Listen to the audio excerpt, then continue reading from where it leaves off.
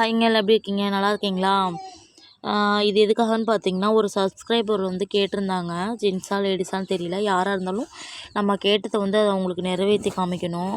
அதுக்காக பால் பீசுகிற மாதிரி வீடியோ போடுங்க பர்ஃபெக்டாக அப்படின்னு சொல்லியிருந்தாங்க. அவங்களுக்காக தான் இந்த பதிவு.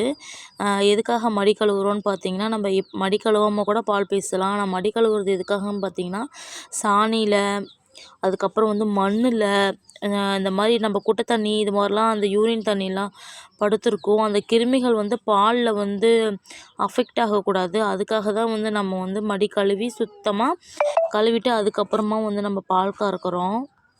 இது என்னன்னு பார்த்தீங்கன்னா, விளக்கெண்ணெயில் தான் பால் கறக்கிறோம். ஏன்னு பார்த்தீங்கன்னா, மற்ற எண்ணெயில் தடவுனா காம்பு வந்து ரொம்ப ஹார்டாக இருக்கிறதுனால நம்ம பால் பீச முடியாது. விளக்கெண்ணெயில் தடவுனா கொஞ்சம் வளவளப்பாக இருக்கும், சாஃப்டாக நம்ம பால் பீச முடியும் ஈஸியாக.